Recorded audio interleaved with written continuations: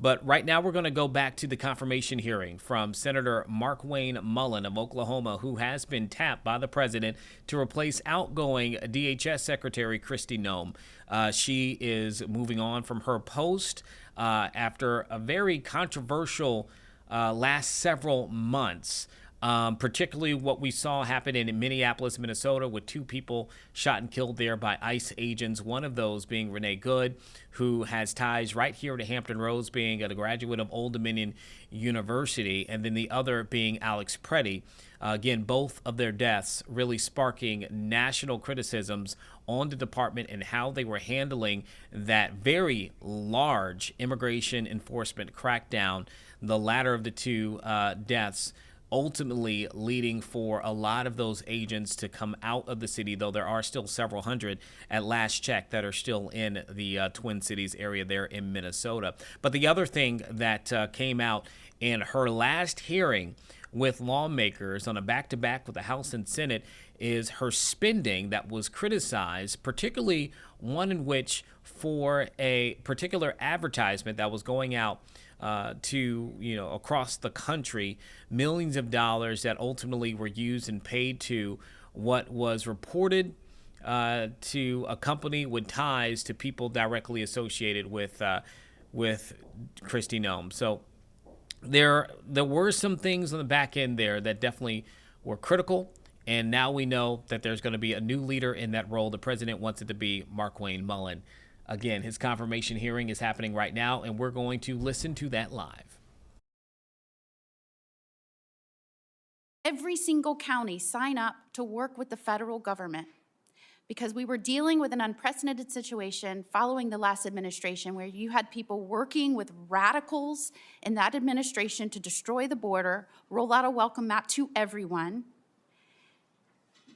and has left our nation reeling from an unprecedented surge of people we don't know who are here, many of which, before they even got here, had committed crimes and have committed crimes since. The way to recover and shore up our communities is to work with, in partnership, local law enforcement who have an expertise in their communities. And it is disheartening to me, not just as a former attorney general or as a former prosecutor, but as the wife of a law enforcement officer and someone that worked very closely with them, it wrecks me to hear them refer to law enforcement in general, especially some of the men and women that serve currently in the Department of Homeland Security, as breaking into people's homes and shooting Americans. And I think we can all acknowledge that we want law enforcement to meet professional standards, to act with the public safety in mind, to comply with the law. But we do not have to disparage an entire profession of men and women who put their lives on the line for you and for everyone in this room, and said that they were going to dedicate their professional careers to stand on that line and put their safety behind yours. When President Trump got in office, so many of these states on the Democratic side said, I will never work with that man to come in and correct and rid the communities of people that are going to do it harm. We won't. In Minnesota, the first thing they said, I will never help that person. I won't lift a finger, the Attorney General said. So in Florida, where you have 67 out of 67 counties signing up, tell me what I can do to help you. In Minnesota, they had like 7 of 87. Does that surprise anyone? No, because their state leader said, we will not help you. We will not go after the most dangerous in our communities. Have at it. See how it goes. We won't lift a finger. And when the administration says we are dealing with an unprecedented situation, 11 to 20 million people, that's never happened in the history of our country, how do we do this? We need to make sure we're focusing on triaging and getting people out that we know may do harm to our communities. They're like, what are you talking about? You can't have quotas. They won't talk about the quotas where they said we're put to Border Patrol, push more and more and more and more in. However you need to do it. Don't tell us how we can stop this influx or this surge. Tell us how we can push more in. They won't talk about that.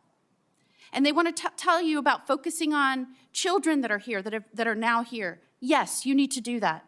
As somebody that has pushed to protecting children and fought against trafficking with law enforcement's help, yes, you need to do that. But I loved how you said, let's talk about the tens of thousands of children that the federal government helped traffic under the Biden administration that we lost. And when they were made aware of it, they ignored it. You will now have to take over an agency that is charged with cleaning up a disaster, a danger. The Biden administration did that. I cannot think of a better person, someone who acts passionately and fiercely fights for the people he loves, and someone who loves this country and thinks of other people before himself. I am telling you, in Congress, there are all kinds of personality types.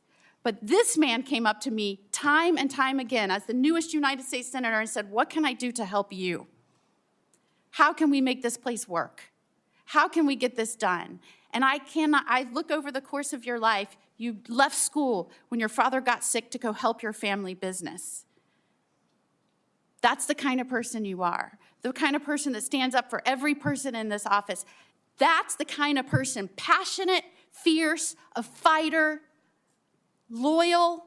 That's who I want now protecting this country at the head of the Department of Homeland Security. You said in your testimony, I'll fight for your family just as I fight for mine.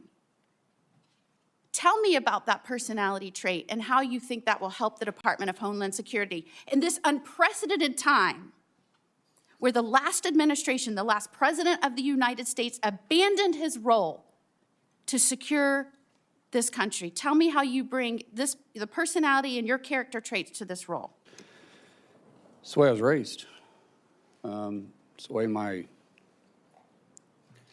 my dad raised us, the way my mom raised us, the way they were raised. We love this country.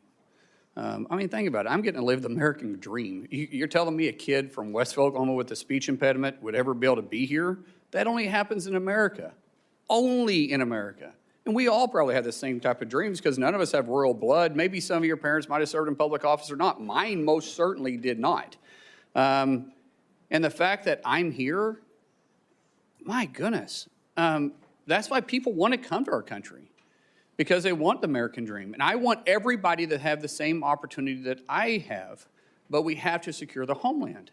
We have to make sure that they feel safe stepping out and being in the public eye. We got to make sure that people can have a peace of mind and trust our government. And right now there's a mistrust in our government.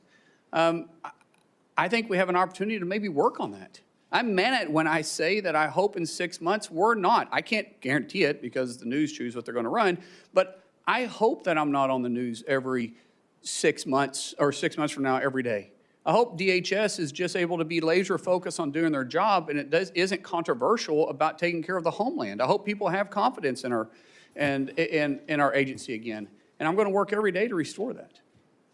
And you'll bring that same passion and zeal and protective instinct to protect every family and every community, working with local law enforcement because they know how to approach in a safe manner their communities. Nobody will take care of their backyard better than the individual.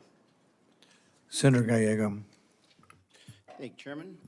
Hello, neighbor. How you doing? Easy day. Hey, brother. Good to see you.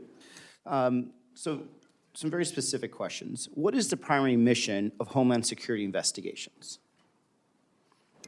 From the IG or from us? I'm sorry, from Homeland Security Department. There's HSI is within Homeland Right. Security. What is their primary mission? Well, It's not a trick question either. no, I understand that. And every agency, sir, we have specific missions that we are targeted to look at our aspect of protecting the homeland. In different directions, have different paths. And in different agencies, the reason why there are 22 of them there, we all need to be in the same boat, row in the same direction, working for one common goal. And as I said, that's protect the homeland, sure. Bring peace of mind, and secure the confidence of the American people. Okay, so HSI, and being from Arizona, we're very familiar with CBP, ICE, and HSI. HSI specifically is very important because they specialize in dealing with human trafficking, human smuggling, counterfeit, bank fraud, things of that nature. Actually, I have a lot of friends that have worked for them forever.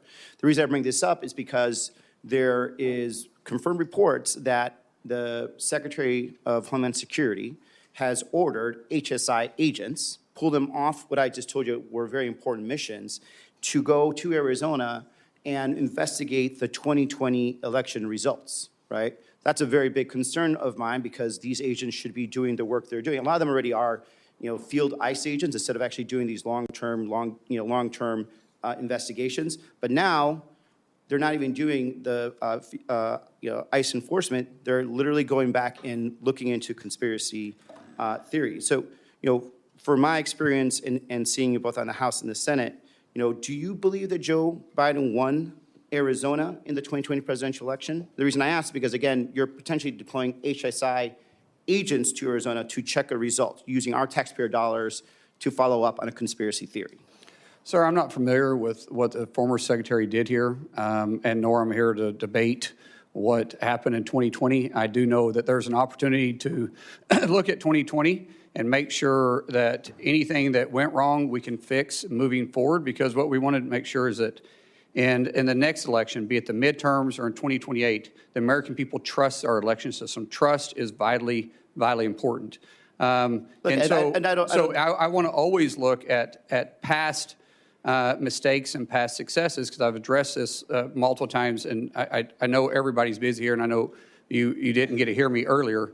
But Senator, I think we can always do better, and I want to do that. Just like you and I, we've worked on immigration issues before, but because we both know we can do it better. But you're talking about perspective. I'm talking about going back, and the fact that we're using Homeland Security funds, investigators that should be using their time and value more to check onto something that, by the way, had multiple independent audits, even one run by the Senate Republican and Senate State House representatives that passed, accuracy tests, hand counts, 14 court cases that were confirmed that Biden won in my state. And so when I have personal friends that are HSI agents, friends that I know are telling me they are now being diverted from their duties, and what they're doing is they're instead of investigating child sex trafficking, child abusers, drug traffickers, which I don't disagree, we have not been doing the best at, and certainly I think a lot of that was under the Biden administration, did not do that sufficiently. But now instead of